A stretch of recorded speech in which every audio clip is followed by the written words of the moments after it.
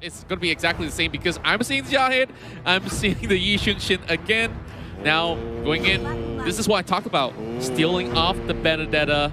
And oh boy, what do we have here on Stu? That's Lapu Lapu. So essentially, it's being spelled out right here, Contra. This is essentially saying we want our ones in the 1-3-1 to be the strongest there can be. So what better than a Benedetta and a Lapu Lapu? Yeah, I gotta say that Lapu Lapu could possibly hold out his lane really, really well and still put in that sort of pressure. So I guess Todak feels a lot more confident with this sort of a change that they do have on board.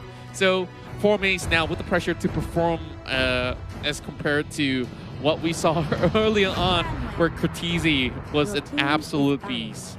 Ooh, speaking of Cortese, they go ahead and round out their first phase of picks with a side lane 1-1. I prefer the 1-1 in the side lane. I'm pretty sure a lot of teams do as well. So now going into the second phase of banning, they get rid of the possible predators to the prey. That is the soft marksman. That's going to be the link taken out for Omega. What is left for Chiku, though? I feel I can smell a Lancelot ban coming up soon. It might just be coming up next, but hey, there's still a plethora of things that they really have to consider. Like, honestly, they possibly will be banning away those tanks. And are you sure you want to go for that Ruby ban? I don't know, dude.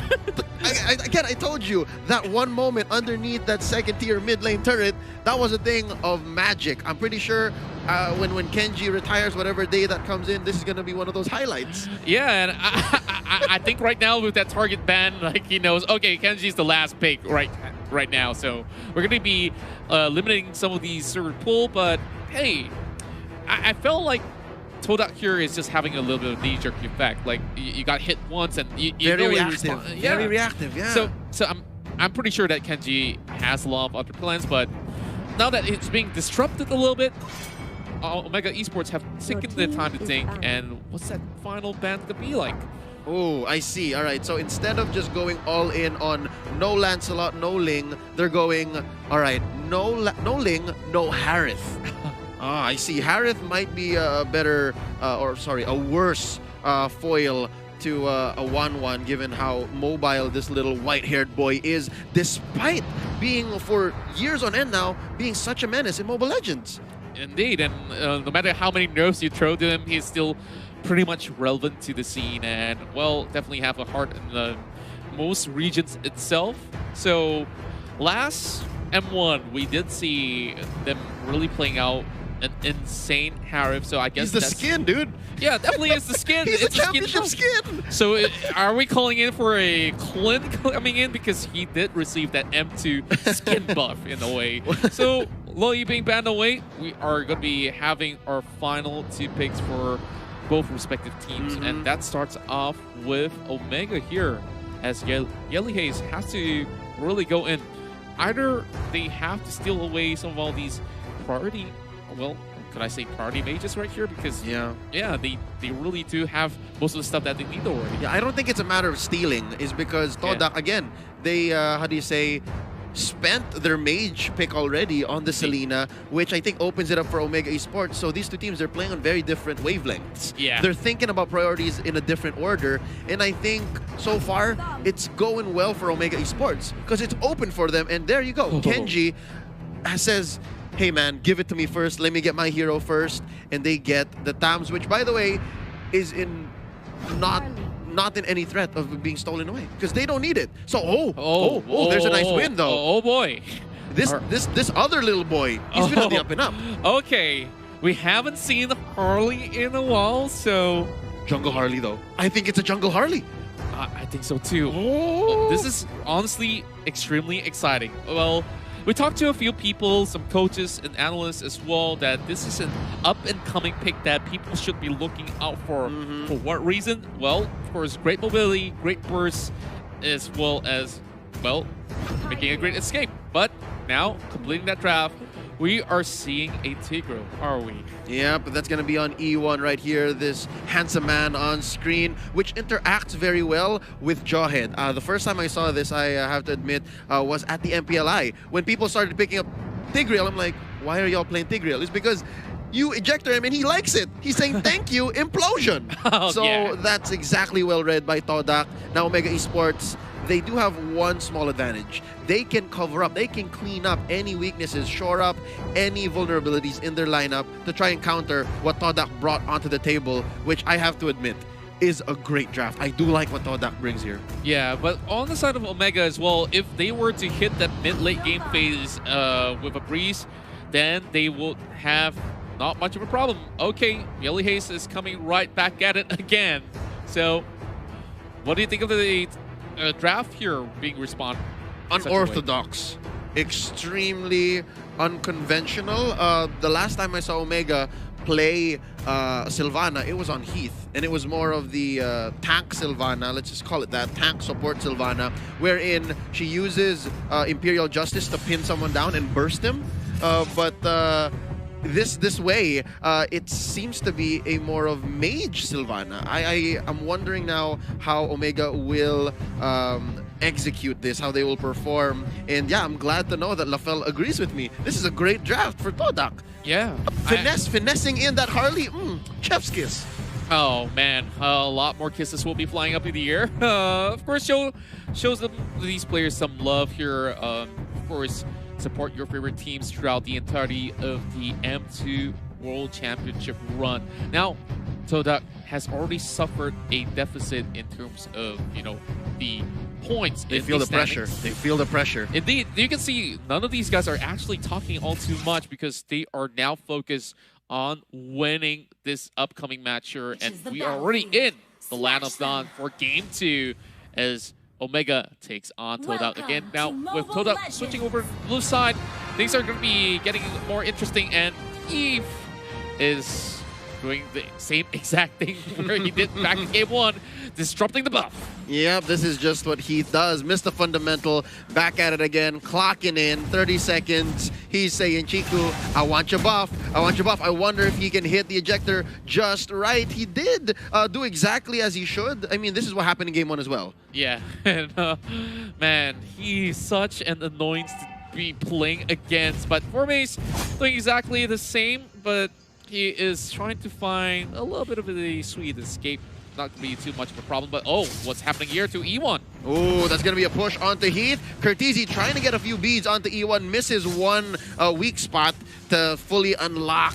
Well, no ults yet, but it is just additional damage. So right now, Heath just making circle 8 movements around the river. Yeah, and with that, he's going to be going at it again. And oh, what a setup coming from E1. This time he replies, he responds, and Yelly Haze might just be first blood, but he survives! What? Spiral Strangling able to put enough sustainability onto Yelly Haze to spare Omega Esports, surrendering that first blood. Stu, I wonder what Stu was up to. Oh boy, yeah. Why is he at less than half health? Yeah, like, that's not supposed to happen in these early level trades. In fact, like, he's going to be losing some sort of the pressure up on his lane for the moment, but Chico's already challenging the River Crab. He's going to be forcing his way out, and Burmese getting some pokes. All right.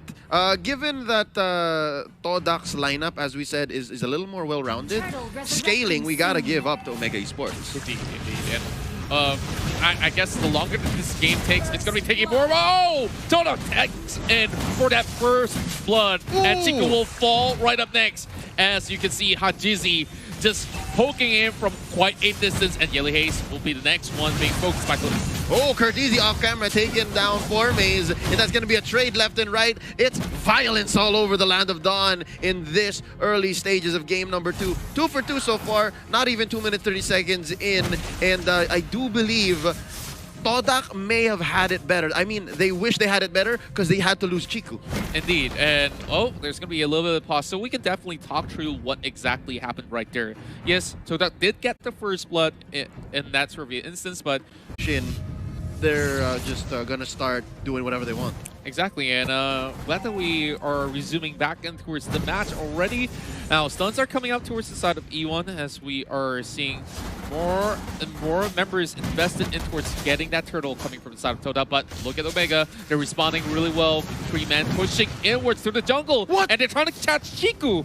Very greedy response coming from the side of Keith, and he gets punished for it. this is not going to be good for Mr. Fundamental. As Turtle goes over to Omega, and there you go, Ewan trapping down one. Kenji takes out Chiku. I think that's worth it already. Popping the Counter Inferno here, facing down against 4. Kenji will not survive. Formase slays him. It's a 1-for-1. Okay, I guess this is an interesting trade where, of course, you try to forsake 2 members for the side of the Turtle, but, you know, it's a long-term investment, and they're looking for the mid to late game that we're talking about. Yep, actually, I admit it's a 2-for-1, right? And the reason why is because actually Heath was also taken out. But again, note, ladies and gentlemen, the put yourself together. His death timers are just lower. Yeah, indeed, and it's still very early into this game. It's not going to be all too punishing at all. And Cortese has made a big purchase. Corrosion Sight already, so I guess he's just one more away, possibly a Demon Hunter sword or a Golden Staff, and this one's ready to go. Yeah, I'm pretty much looking forward to see what he's got to offer later on. But judging for the fact that you can see Formase also going in with the Access Wall, so they're going to be faring just about fine. As Todak having Stu really holding himself well, but over on the side of E1, we have a fight. Ooh, ejector into the back lines. E1 barely survives, but there's enough smart missiles to just put him down. Barely alive, but there's a flicker spent, and E1's still alive! What? E1's still alive! He's not supposed to stand after that. Like, I'm blabbering words, and over the top side here, you see Kenji being forced down. 1 tick of health left. Deadly Magic's not enough to take him down, so I guess that's touche for both Todak and Omega. Yeah, just click and respond. It's a little bit of push and pull going on for both sides, but you get to see how well Todak has changed after the first matchup. Now, this is what we are in for, and they are looking pretty much well in shape. Keep now trying to catch out this Tigreal, but they're aiming for Moon instead. Yep. Do note, ladies and gentlemen, E1 has no more implosion. Cortese looking low. There you go, gonna dash in. Uses the Electo. Final blow. Taking out Cortese. 1-1 slain. That's the Imperial Justice. Catching no one. Yelly is taken out. 2-for-0. Currently in favor of Todak, and they are gonna disengage. Omega says, let's Delta out of here. There's nothing for us to get. Yeah, and Todak has found himself 2 kills up right now, and pretty much a free total without any sort of contest coming from Omega. They get really pushed in towards the lower side of the turrets as well. So consider this a big macro play coming in from the side of Todak after that big fight. Oh yeah, no doubt. I agree with all my heart. Todak definitely won that fight. They won the engagement, and they have secured their lead. I'd say maybe 1.5k gold. And now that's Formase. Ejector out, gonna be dashing through, and he survives. Yeah, it's really gonna be hard to catch Formase, and this is definitely the super rookie that we're talking about coming from the Malaysian side, which we saw early on. He was actually getting a lot of heat coming in from game 1, you know, getting blew out by the Benedetta. Now that he's having the Benedetta, he's doing exactly the same, but, you know, haven't really said for sure that, oh, I actually won this lane against this 1-1, but he's pretty much a hit right now. Yep, and just like that picks up the Brute Force Breastplate. So I'm pretty sure he can survive like more engagements. Now there's another Deadly Magic onto Kenji. Popping the Counter Inferno with the Mountain Shocker to help him out. Oh, from the back, in comes Heat. There's the Unstoppable Force. Oh, Chiku just able to save himself out, and an Ejector to try to get him slain, but he survives with just a sliver of health left. This is 4 members of Omega Esports in the top lane, and they have lethal intentions for this turret. That's right, and the Cavalry has a wrap coming from the side of Omega Esports. They really want the turret, but there's not enough minions to do anything at all. So they will actually go in for a reset and opt to find some opportunities elsewhere. But hey, really interesting trait that both actually responded well just to defend their own members. And well, you can just see he was just a little inch away from actually getting his grasp on towards his priority picks. But, you know, he just uses all these utilities to be able to actually get the cross, and this guy, after scoring the MVP, a lot of all this attention is drawing upon him from Todak. Yeah, and I think with good reason, right? With good reason. Now there's another ejector onto Moon. Yelly Haze hits the Imperial Justice, takes down E1. Not much the tank can do. Solo, oh sorry, that's Stu able to get away. That's a trade so far. E1 for Yelly Haze. I wonder where else they can go. Stu destroyed here by Curtizi. 2 for 1 currently, and for the first time, Omega is able to breathe. Yeah, and this is a very bad moment for the side of Todak because this turtle will definitely go over to the side of Omega Esports with the advantage in hand.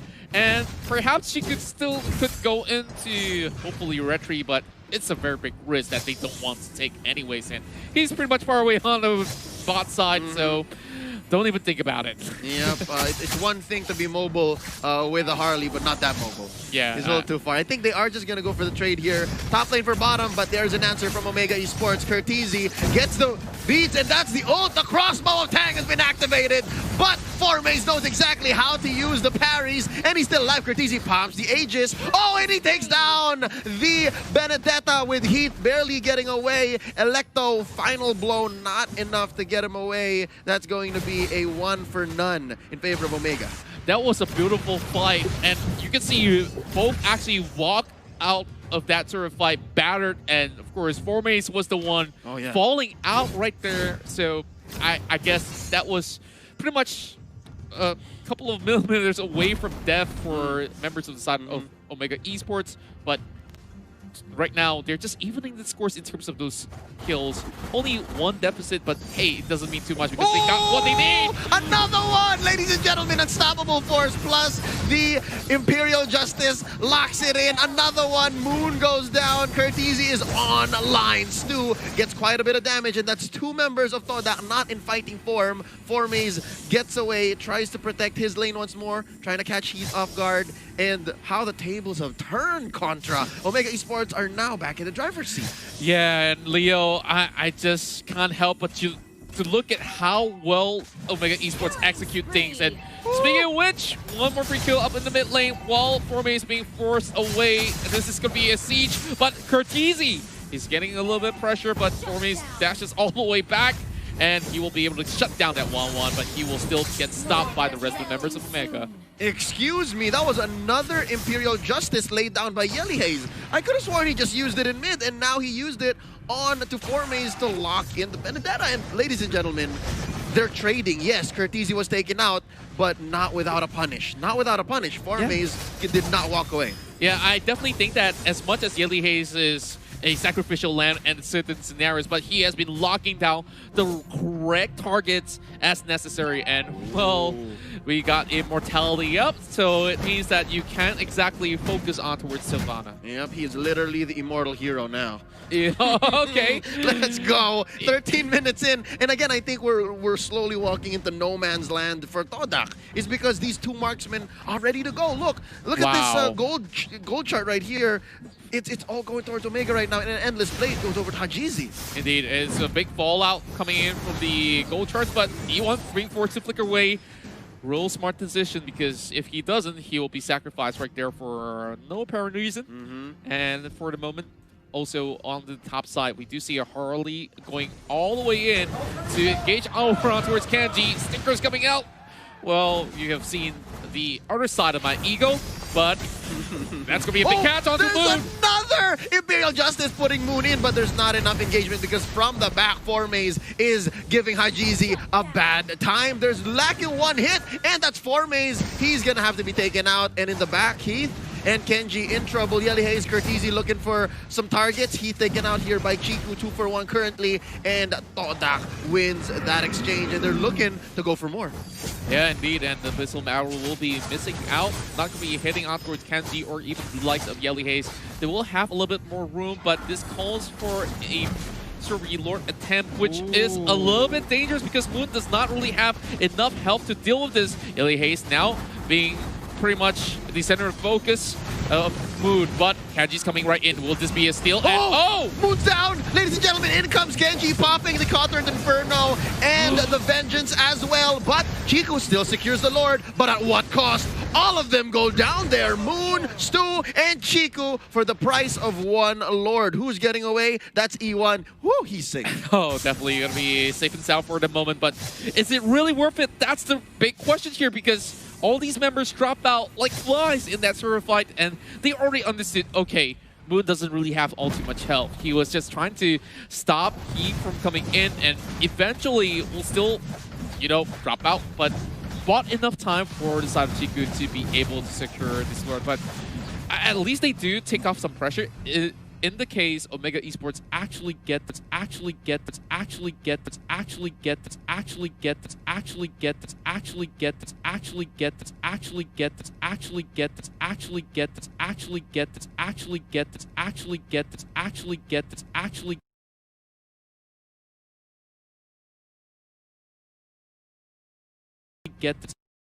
Shugin, he takes out Burmese all by himself. Man, definitely the rightful name to be calling him a machine, because he just won that fight against a Benedetta of all things.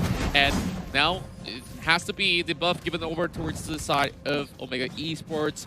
No contest whatsoever. They understood about how much pressure is inside of the jungle at the moment. Oh no, they're starting to go for the choke here. So I think we can say that we're approaching the late game, and the fact that all the items are almost locked in for our core heroes. There's one more missing for Chiku. Let's check out Hajizi. He is building towards, I believe, an immortality. He needs one more. Curtisi, on the other hand, he is all set. He just needs one more, and I think that's also an immortality. Yeah, indeed. And they don't really have to worry too much, because we talk about that mid to late game phase. It does favor Omega Esports. It's very evident in the charts. Like, those team fights actually working hand in hand, especially with Yelly Hayes really catching on towards the right targets. Now, out of Moon, because Selena kind of scales up if you hit it towards the late game, and you just have to make sure you hit that abyssal arrow on the right targets, and it's getting harder and harder to do so. Yep, it's the utility essentially right now. The utility between Moon catching off of these long stuns, as well as the Imperial Justice by Yelly Hayes. I don't know. It's really a die roll, a coin flip at this point. Who can catch their targets easier or even better? So right now, Chiku secures his orange, at least with the help of E1 from the bushes. And I do think this is a great pickup by Yelly Hayes. The glowing wand, because a lot of times people get away with just this much health. By the way, I'm making a hand signal, ladies and gentlemen. It's a small hand gesture. All right? That's right. So with that, the glowing wand, they can secure more kills. I definitely agree with that, and they're waiting for the next big objective. And another 1v1 breaks out as Burmese will challenge Kenji once again. But Kenji looking to sustain this really well. He's not phased at all, but overall towards the mid-river side, we do see, of course, a lot more big items coming out for the side of the Heights. They're getting clipped out, and this does not look all too good for Todak. Speaking of big pickups, this is what? A rotation of epic proportions. 5 members of Omega Esports with lethal intention. You see it in their eyes. Figuratively speaking, you see it in their eyes. They want to go for it, and they split up Todak, because Todak is trying to secure the rest of the map. They're trying to make it as blue as possible, given that they did get the first Lord. Yeah, and I guess that first Lord really bought them a little bit more time. But if you look at the map itself, there's a lot of all these turrets already been taken out by the side of Omega Esports. They freely roam across the map. They have more pressure inside the jungle, which is why Todak is just being forced to go on the defensive. Like, even the Lord is up right now, being empowered or so. It's going to be very tough to challenge at the moment, especially with Jawhit waiting along the lines. Yep, that's going to be a Luminous Lord here, worked on by Hajizi and Curtisi. Each marksman actually dealing a crit level of about 1,200 apiece. All right, that's 1,200 apiece. Your life bars rip. Okay, so this is going to be Burmese from up top watching out. E1 as well. They have all of their ults. They have all of their flickers. It's just a matter of really using your timing and picking your spots. And of course, Mountain Shocker to check. They see that down bottom, there is Stu, and Chico's a little farther. So I think they want to make sure that they don't lose any turrets. Like, I think that's priority 1, and then second priority is Lord. Yep, that's right. And we could definitely see that Omega is just guarding it so well, like it's part of the gallery. Hello. Burmese. Hello. Oh, does not get any yet. There's the Electo final blow. He tries to go for the ejector, still stays on the spot. The big fight is actually both in mid and in top. They disengage. Check out Stu, though. Stu's just working, man. Stu's just working. He's working out, and he will be able to actually secure one more, sneaking it through the noses. But now this is going to be the Lord being startled. E1 just checking in as well. He does have immortality, so he's going to be A-okay if he were to even nosedive in towards his way. Now, he's planning himself in towards the Pixel Brush. And Yelly Haze, he might just be able to do something towards E1. Oh, just a little bit of tickle. Not going to be too much. Just say hi. Just say hi. And up top, there is a huge wave sent in by Burmese. I wonder if Curtizi has it in him to clear this wave. And the answer is yes. Look at that. If there's a pixel brush, there's a pixel health on that turret up top. Oh, yeah. Still in. I guess they could just easily dive in to actually crush it, but no point actually risking your life for that turret, which eventually will fall if they could actually get some minutes in. But, oh boy, this might just be a good setup coming from the side of Omega. They're rushing right in to steal the buff, but just look at the discipline coming in from Todak. But the Lord... They bought some time. They were using the buff as a facade, and the purple really isn't worth it because Kenji's still alive. That's the Lord taken in by Hajizi, and the fight has broken up. There's a sticker coming in for the MPL Season 6 champions. That's Burmese picking up the Malefic Roar, and it looks like E1 is looking low. There's a takeout by Hajizi over to the right on to Burmese. Yelly Haze gets his immortality popped, and it looks like they have waves marching from both mid and top, and it's waiting for Lord to come out, and there he comes down mid. It's going to be a penetration soon enough. Kenji gets hit by the deadly magics. Oh, he's still alive. Oh my goodness, just look at his health bars going back up. Moon is on a tick of health as well. They're chasing in for Hajizi. Chiku does a desperate attempt, and it won't be. Members, first on Toda, backing off, retreating. Remember, this Illumin's over on towards the mid side. This does not look good. And Omega pinning them down. There's nowhere for them to run as the Yishushin gets another one, and they have stopped it on their tracks. Only E1 as well as Moon left. And now the Lord is knocking on their doors. Omega might just secure that 2-0 here. Oh no, this is so close to happening. E1 gets knocked up, and there's a Lord as well. Oh, Contra, it's just a matter of time. They're wailing on the base. That's one man defending, and it's not enough. Omega Esports secures the 2-0 victory, starting the day strong in Group B. Wow. What a way to start off the first series. Omega have been able to topple the giants of MYSG as Todak has suffered a 0-2 loss right here. And, well, what can I say? They have definitely displayed their talent as well as their hunger for all the points. And